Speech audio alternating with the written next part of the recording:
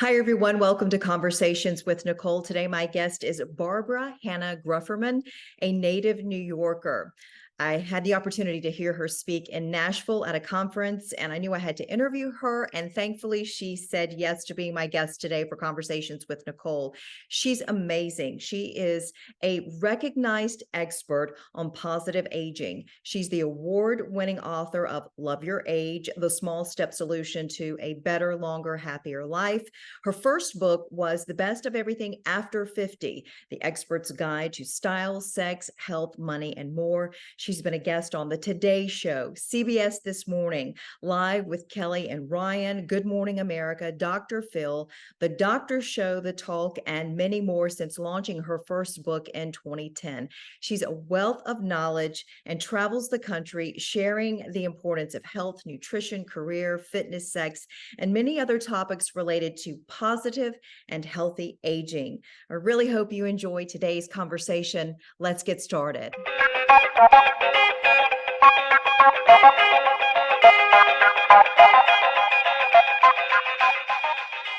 And welcome to Conversations with Nicole. Today, my guest is Barbara Hannah Grufferman. She is a wealth of knowledge when it comes to living your best life after 50.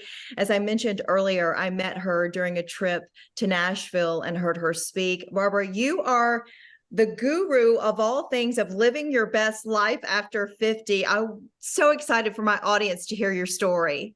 Oh, thank you so much, Nicole. What a wonderful introduction. And I have to say, I am living my best life. I really am. And at this point, it's actually over 60. I know. But you do not look it. So that's what we need to talk about is, first of all, tell folks a little bit about your story and how you came to being a true expert on positive and healthy living after 50, and now for you after 60. Yeah, I'm a true advocate for living your best life after 50. And I really believe it's in our control and, you know, with what we can control, not everything. Of course, we know that.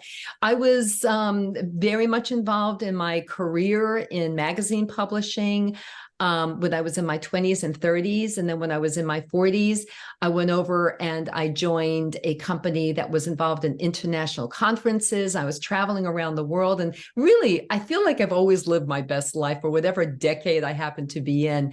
Married, 2 daughters. They're both in their 20s at this point.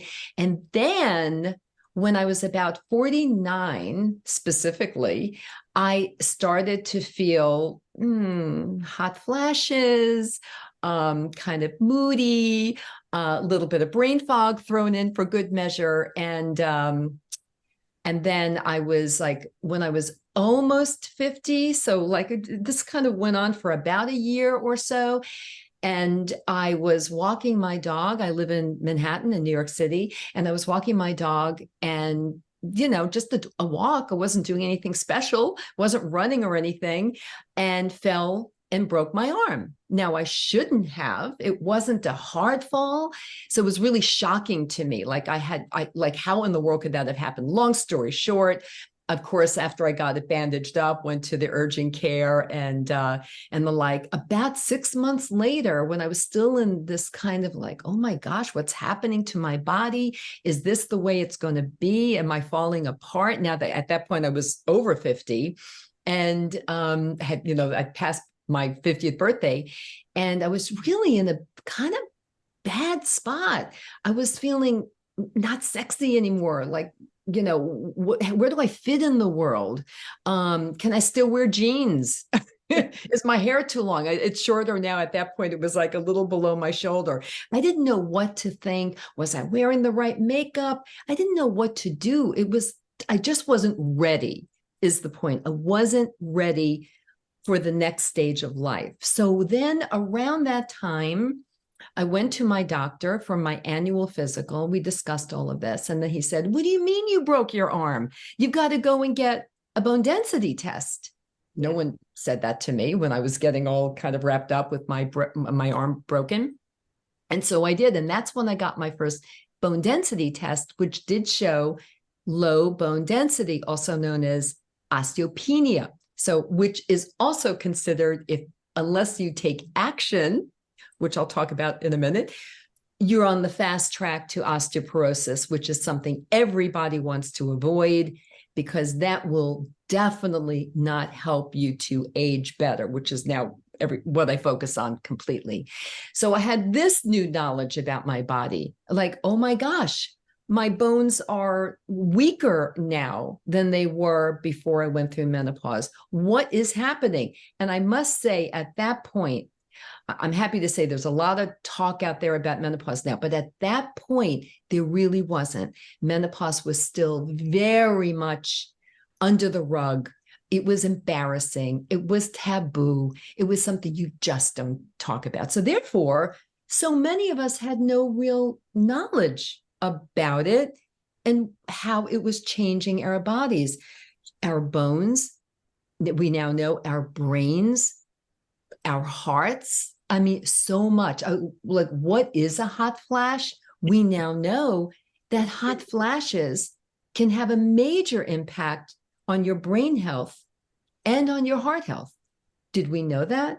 If we did, if the medical experts knew that, they sure weren't sharing it with women.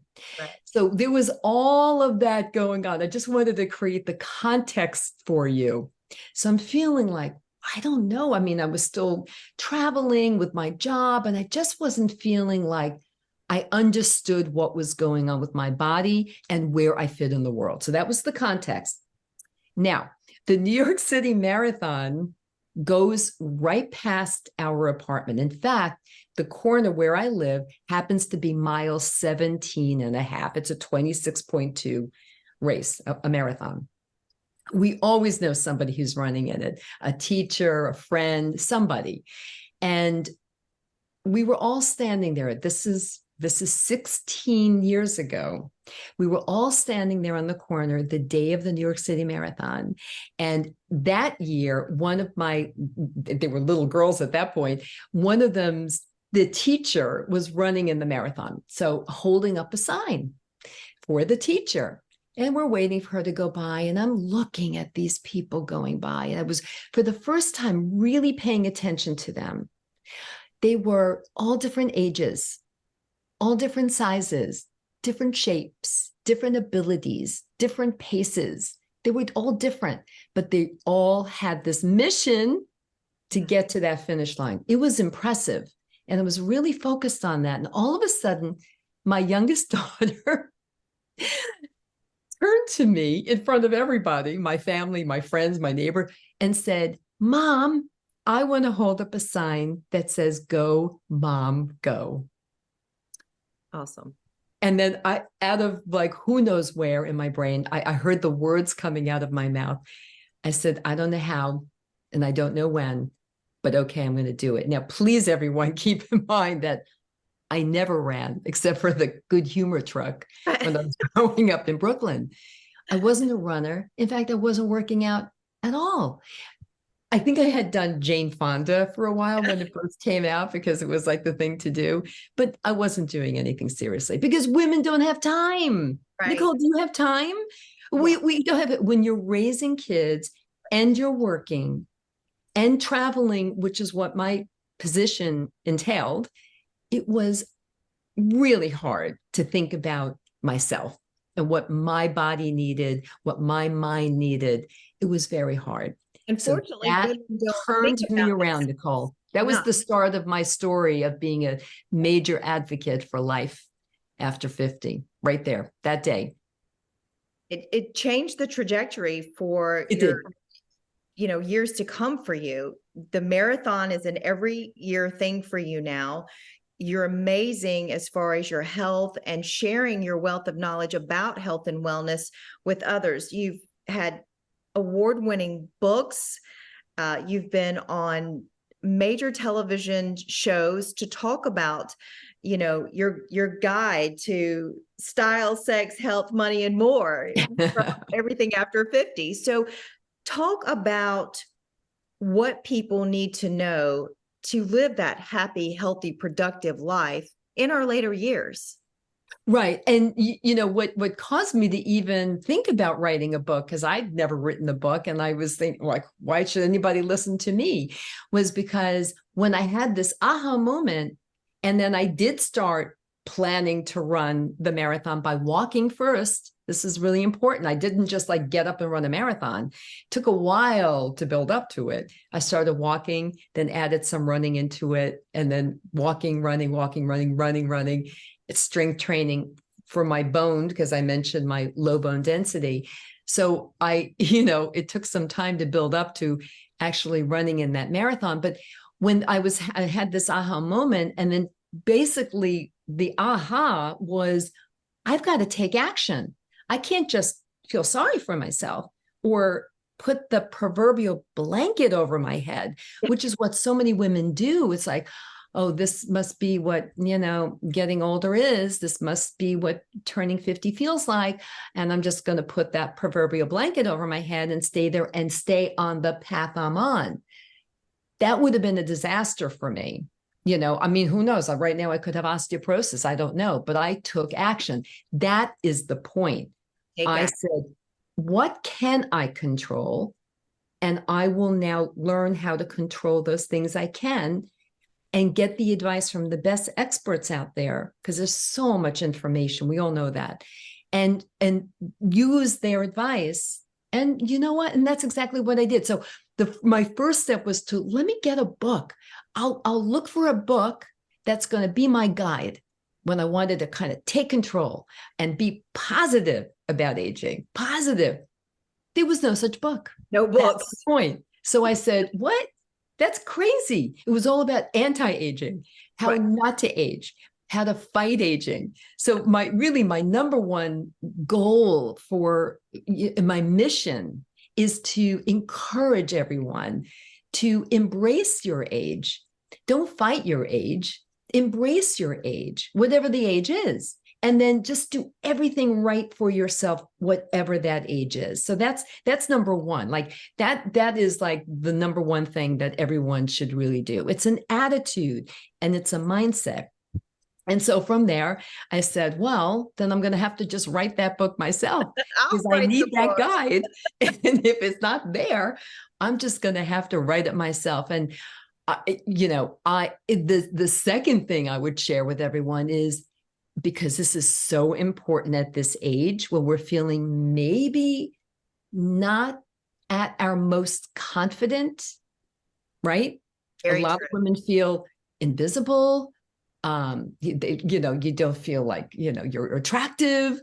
Whatever you're feeling, it can really put a damper on your self-confidence. So I say, get rid of all of that and be fearless. Be fearless. Don't let fear, whatever is causing the fear, to stop you from achieving that goal. And that goal, by the way, could be anything from, changing jobs, starting a company, going into a relationship, leaving a relationship, whatever it is. Don't let your fear stop you, or your lack of confidence stop you. Look at all the wisdom and knowledge and experience that we have built up of running a family, possibly running a company and a family. We have so much to offer ourselves and to also offer the world. So never forget that. Forget that, though. As they do. We start to think we don't have value. We can't really contribute, when it couldn't be the more complete opposite of that. What you just said, we don't need to be fearing that we're getting older. We need to embrace it and say, here's what I've learned. Let me help you. Right. And the good news, really, really good news, and it makes me so, so happy, is that while back when I wrote my first book, and I had the great fortune of launching on the Today Show, Ann Curry did an interview with me, because there was no such book out there about how to embrace your age and be positive about your age, and just like do all of these things that you can control. As I mentioned, there wasn't anything. So it did get a lot of attention. And yeah, it was on all the morning talk shows, and then, continued to be. But It was just such an incredible time. But I was a lone voice in the wilderness at that time. But now there's so much more about positive aging, pro-aging, talking about menopause very openly, women helping women, women supporting women, women encouraging women. And it's a wonderful thing. And it makes me really very, very happy. Well, thankfully, you wrote the book. You were a pioneer in all of this and leading the way. Yeah. So Yeah. And I'm very proud of that. That you is should a be. very proud thing for me to feel that I think I really did help. I mean, people who I'm connected to on social media and the like, or those I've met in person when I'm giving a talk, and, they are motivated because I'm just a normal person. I'm not a celebrity or anything special. I'm a normal woman who worked, had a husband, had kids, have a dog, had my share of loss and opportunity. I'm a normal person. And I have just figured out how to kind of simplify so many of these things, because it can get overwhelming when you start to think, well, what should I be doing? What should I be doing about, my brain or my heart or my health, my bones, or, if we're talking about health and wellness, and it can get overwhelming. And the last thing I want to do is to have any woman feel overwhelmed by trying to, take action, right? And control those things that they can. And then don't do anything at all because they feel so overwhelmed by it. Absolutely. So I really try to simplify a lot of things. so give some tips on how you help women to overcome being overwhelmed, so they will take action, they will go to the doctor, they will get the bone density and do the things so they have better health and can enjoy this time in their life. Yeah. Number one thing for sure, and I say this over and over and over again, and Nicole, you've heard me say it when you were at the talk I gave in Nashville, is that all roads lead to fitness. All roads lead to moving your body. You don't have to excel at a sport. You don't even have to play a sport. You certainly don't have to run marathons. That happens to be a passion of mine now. But you may not even like to run at all, let alone run a marathon. But you have to find ways Movement. that will bring you joy. And as you move your body more throughout the day, there's too much science behind all of this. There's too much science that proves that moving your body throughout the day does a multitude, gives you a multitude of benefits, health-wise, with your heart, with your brain, even with your skin, but also how you feel emotionally, with your mood. It also helps with your weight management. I mean, it just goes, there's too many benefits to ignore how all roads lead to fitness. And when you feel good, here's the key. When you feel good and when you maybe even look a little better, maybe you put on some postmenopausal pounds. So common was for me too. I had put on postmenopausal pounds. So many of us do. And then when I started to feel better because I was moving more and, and I had a goal, I had running a marathon or, even a 5K, which Nicole, I know you did recently. Yay. Whatever your goal is, and you feel better, but you might even look better. And if you look better and feel better, it's just everything is better. So true. And that will boost your confidence. It's a confidence booster. And the good news too, this is always something that's amazing to me, but also really important for you to hear, because I don't want you to get overwhelmed. What is good for your brain is also good for your heart, is also good for your mood, is also good for your weight management, as I said, and your bones. A little cardio and some strength training and some balance. 3 things: balance, right? Strength training, cardio. And that's not overwhelming, everyone, right? Nope. No, it's not. It's easy. And there are easy ways to achieve those 3 things. I like that. What else? Get moving, fitness. Oh, get moving. And also, really focus on eating better. I think that the vast majority of Americans, I don't want to be a nag about it, really aren't eating as well as we could, because really processed foods are so relatively cheap and easy to get. Fast foods are so cheap and easy to get. But I think in this case, I encourage everyone to really make an effort, because it all ties back into the other one about moving your body more. They work hand in hand for sure. Just eating better, make good choices, eat more vegetables, more colors, fruit, more fiber. I was waiting. Right. We talked about that a little bit. Talk about Nicole, the 6 right? prunes. You said eat 6 prunes a day when I heard you speak. Listen, I was like, I had a 102-year-old doctor. She's actually considered the mother of, oh God, I'm having a mind blank. Yeah, see, I'm way past menopause, but I still get brain fog. So just so you know, but she is incredible. And she came out with a book in May. And so I was lucky enough to have her on the show the day the book launched. It was wonderful. And it became a bestseller, a New York Times bestseller, which is really fabulous. But she's 102. Think about that. And wow. she was talking about a lot of different things and a lot of things that she has done with her, how she moves her body and kept her mind vital and active, and what she eats. And the number one thing that really stuck with me was that she eats 6 prunes every day. And she's 102 and just wrote a book. And I love that when I heard you speak, you talked about cold plunging and doing some things that a lot of people aren't familiar with, maybe. Yeah, that's really a great thing. I was actually on live with Kelly and Ryan when Ryan Seacrest was still on the show just a couple of years ago, when my other book came out, and just talking about some tips to help you feel better and kind of like just live your best life, like easy tips that you really can do that aren't overwhelming. And one of them happened to be plunging your face, or placing, it doesn't have to be plunging, into a bowl of icy cold water.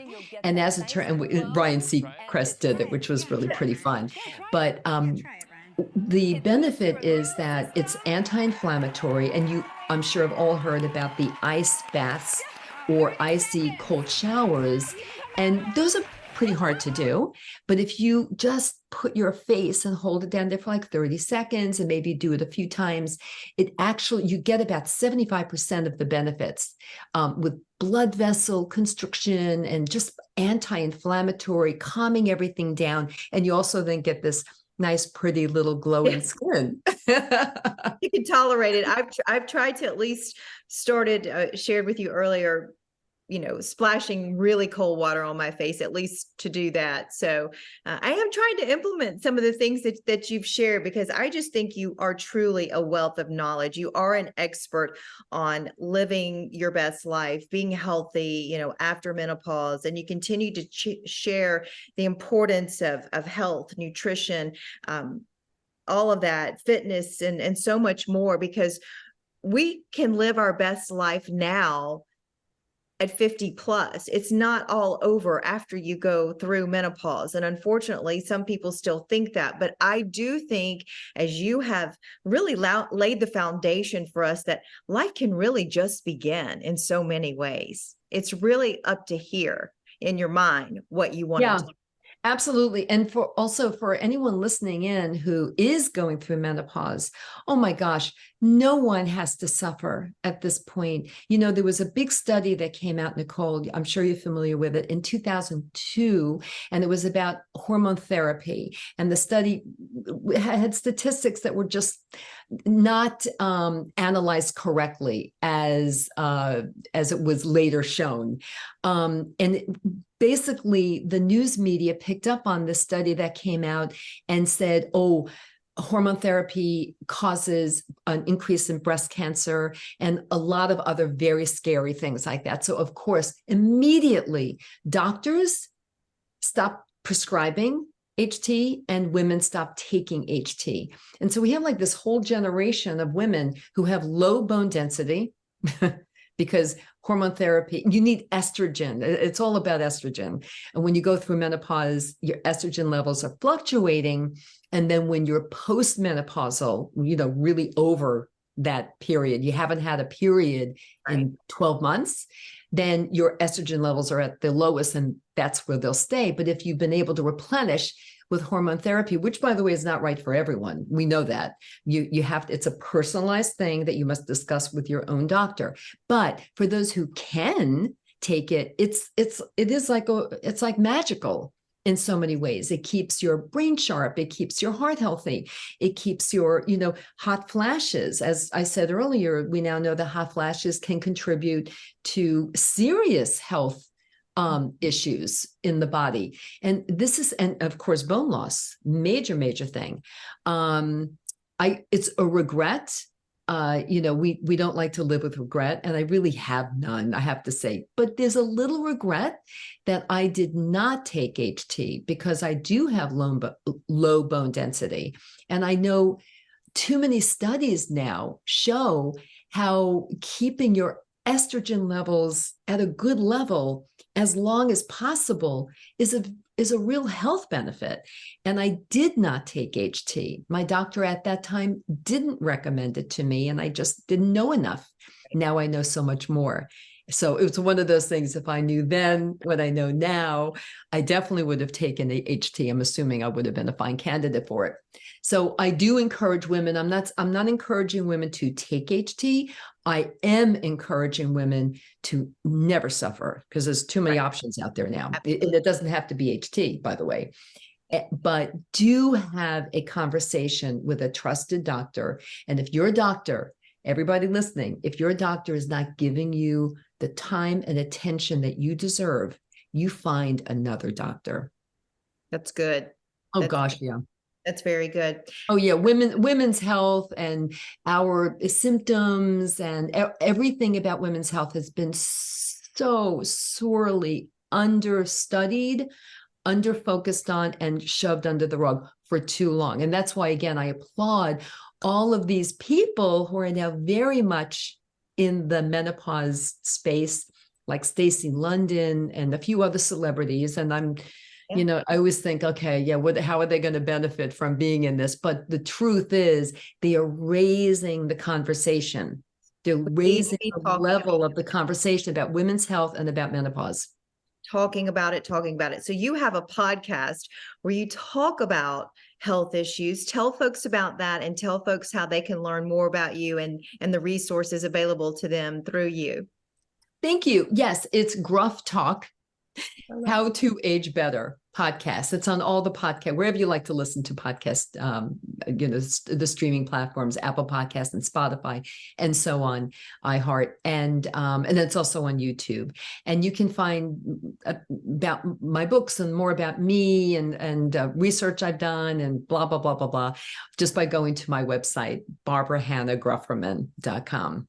Well, you are just a wealth of knowledge. I think we could probably talk for days and still not get all of the information that you have to my audience and others, hopefully, that will be listening after they see my show, because it's just been pure joy and delightful to have heard you speak in public and to have had conversations before this one today to learn about you. You're truly an inspiration. And I want to thank you for your time and for what you're doing to raise the bar for women to know and the issues that we're going through, that they're important and we need to be talking about them, and we need to be giving women the information they need to feel good, to be successful, no matter what age they are in life. And you're doing that. So thank you so much.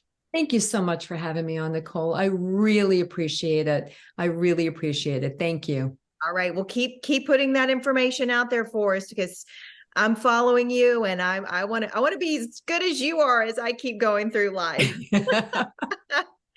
All right. And that will do it for this edition of Conversations with Nicole. Until I see you again, I hope you have a great day.